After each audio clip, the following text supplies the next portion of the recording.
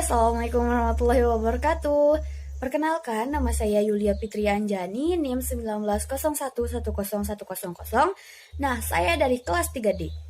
Dalam video kali ini, saya akan menjelaskan tentang apa sih penyakit Down Syndrome itu. Nah, untuk teman-teman yang udah tahu penyakit Down Syndrome, mari kita memperdalam lagi. Kita akan mencari tahu apa sih penyebabnya, dan gimana cara mengatasi atau cara mencegah penyakit Down Syndrome ini. Nah, langsung saja. Sebelum saya memulai penjelasan tentang apa sih penyakit Down Syndrome itu, akan lebih baik jika kita memulainya dengan sama-sama membaca basmalah. Bismillahirrahmanirrahim. Baik, di sini langsung saja kita mulai dari pengertian Down Syndrome. Sindrom Down atau disebut dengan Down Syndrome merupakan adanya gangguan genetik yang menyebabkan perbedaan kemampuan belajar dan ciri-ciri fisik yang tidak bisa disembuhkan. Namun, jika anak yang mengalami Down Syndrome diberikan dukungan dengan perhatian yang maksimal, maka mereka bisa tumbuh secara bahagia. Selanjutnya di sini yaitu tanda-tanda dan gejala sindrom Down atau Down Syndrome. Gejala Down Syndrome pada anak kecil mempunyai beberapa ciri fisik yang serupa karena adanya faktor keturunan dari orang tua dan keluarga. Ada beberapa ciri fisik yang berperan dalam penampilan pengidap Down Syndrome seperti yang pertama yaitu telapak tangan yang hanya memiliki satu lipatan. Yang kedua yaitu mata miring ke atas dan keluar. Yang ketiga yaitu berat dan panjang saat lahir di bawah berat pada umumnya. Yang keempat, mulut kecil. Yang kelima, anak yang mengalami Down Syndrome bagian hidung kecil dan tulang hidungnya rata. Yang keenam yaitu tangan lebar dengan ukuran jari yang pendek. Nah, yang ketujuh bertubuh pendek. Yang kedelapan mempunyai kepala kecil. Yang kesembilan lidah menonjol keluar. Dan yang kesepuluh atau yang terakhir yaitu terdapat jarak yang luas antara jari kaki pertama dan kedua. Pada umumnya anak yang mengalami Down Syndrome mempunyai tingkat kemampuan belajar yang kurang dan menghambat pertumbuhan yang menyebabkan perbedaan satu dengan yang lainnya.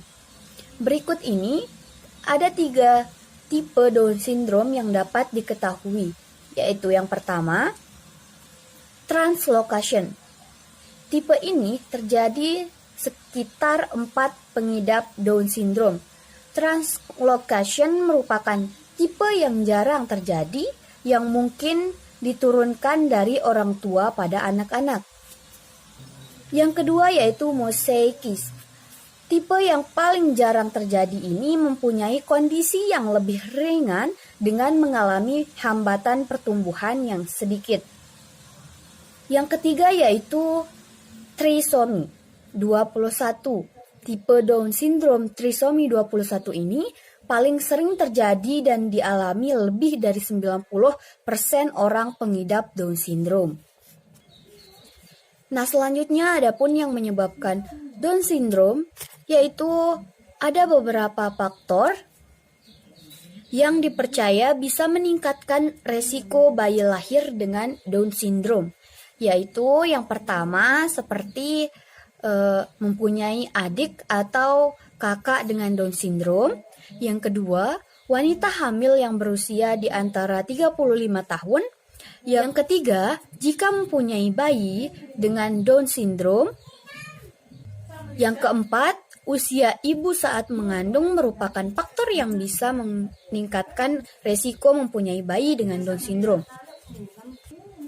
Nah, yang kelima, wanita yang mempunyai anak dengan Down Syndrome bisa beresiko melahirkan bayi dengan kondisi tersebut pada kehamilan berikutnya. Yang keenam yaitu faktor Down Syndrome lainnya adalah faktor keturunan. Selanjutnya di sini pengobatan sindrom Down atau Down Syndrome. Nah, karena Down syndrome ini tidak dapat disembuhkan, seperti yang saya jelaskan tadi di awal yaitu pengertian Down syndrome, maka dibutuhkan peran aktif bagi anggota keluarga untuk memberikan kehidupan yang normal bagi pengidap Down syndrome. Nah, ada beberapa hal yang bisa kita lakukan jika ada anggota keluarga kita atau salah satu anggota keluarga kita mengidap Down syndrome. Yaitu yang pertama, mempunyai akses perawatan kesehatan yang baik, dan yang kedua, mengikuti program yang mendukung bagi anak pengidap Down syndrome, dan yang ketiga, mengikuti organisasi akan edukasi dan dukungan untuk bertukar informasi. Yang keempat atau yang terakhir di sini yang bisa kita lakukan yaitu mempunyai dan menjadi kehidupan keluarga senormal mungkin. Nah, selanjutnya di sini ada beberapa cara untuk menghindari atau mencegah terjadinya Down syndrome. Gangguan genetik ini bisa terjadi pada siapa saja. Ada beberapa faktor risiko yang menyebabkan anak rentan memiliki Down syndrome. Mencegah Down syndrome bisa dilakukan dengan meminimalkan faktor-faktor risikonya. Yang pertama yaitu hamil di usia yang tepat.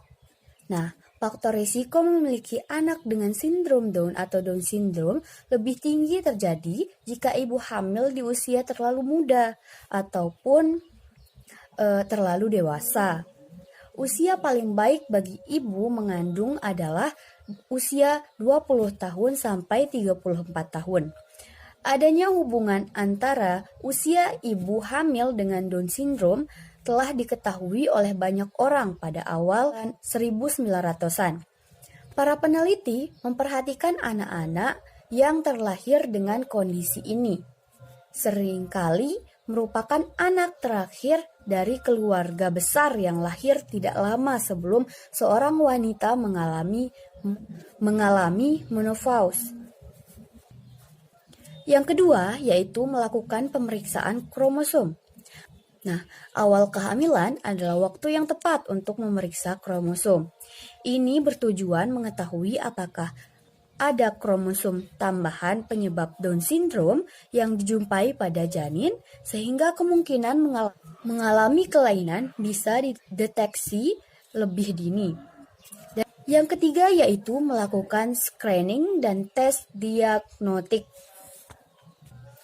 Upaya pencegahan selama kehamilan bisa dilakukan dengan screening dan tes diagnostik. Ini bertujuan agar kemungkinan kelainan genetik bisa dideteksi sejak dini. Screening atau USG lebih dianjurkan ketika usia kehamilan menginjak usia 11-13 minggu. Khusus bagi ibu hamil berusia di atas 35 tahun. USG bisa dilakukan di usia kehamilan antara 18 sampai 22 minggu. Yang keempat yaitu melakukan tes antenatal. Tes antenatal adalah pemeriksaan cairan ketuban dan darah secara berkala untuk membantu deteksi dini Down syndrome atau kelainan lainnya pada anak. Yang kelima yaitu melakukan pemeriksaan kehamilan rutin. Pemeriksaan rutin ini diperlukan demi menjaga kesehatan ibu dan janin.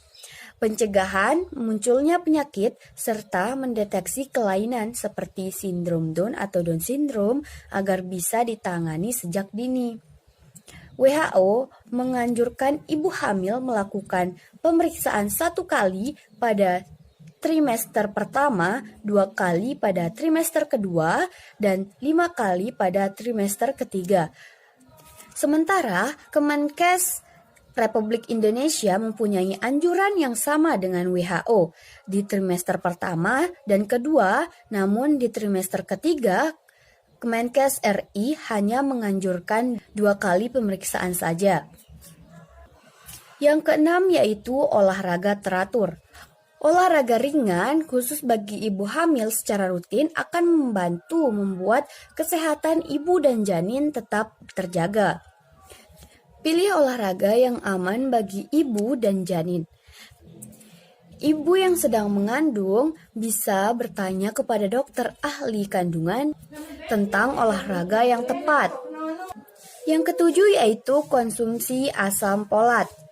Nutrisi tidak hanya dibutuhkan oleh sang ibu, tetapi juga dibutuhkan oleh sang bayi agar lahir dengan sehat. Nah, salah satu nutrisi yang penting untuk mencegah Down syndrome adalah asam folat. Sebuah studi baru menunjukkan bahwa mungkin ada kaitannya antara Down syndrome dengan cacat tabung saraf dan meminum suplemen asam folat sebelum dan selama awal kehamilan merupakan cara yang efektif untuk mencegah keduanya. Ibu dianjurkan untuk mengonsumsi 400 mikrogram asam folat setiap hari. Nah, yang kedelapan yaitu hindari stres. Ternyata, stres berdampak buruk bagi kesehatan janin. Banyak hal yang bisa membuat ibu hamil stres. Penyebab utama stres pada ibu hamil adalah kekhawatiran akan banyak hal. Ketika rasa cemas ini muncul secara berlebihan dan terus-menerus, tentunya tidak baik bagi kesehatan ibu dan janin. Yang kesembilan yaitu istirahat yang cukup. Terlalu banyak aktivitas dan kurang istirahat berdampak buruk bagi kesehatan ibu hamil dan janin. Ambillah istirahat yang cukup demi kesehatan ibu dan janinnya. Yang ke-10 atau yang terakhir yaitu hindari kebiasaan yang berakibat buruk bagi kandungan. Misalnya, mengonsumsi terlalu banyak fast food, minum beralkohol, kebiasaan merokok, serta tak menggunakan masker saat terpapar polusi. Pada saat hamil, ibu perlu lebih memperhatikan kebiasaan-kebiasaan lama dan segera berubah ketika ibu memiliki kebiasaan buruk ini. Nah, itulah sedikit penjelasan tentang kelainan genetik atau Down syndrome. Semoga bermanfaat dan semoga kelainan genetik atau Down syndrome yang terjadi pada anak ini berkurang sehingga semua anak bisa hidup dengan normal dan bahagia. Sekian, mohon maaf atas kekurangannya. Wassalamualaikum warahmatullahi wabarakatuh.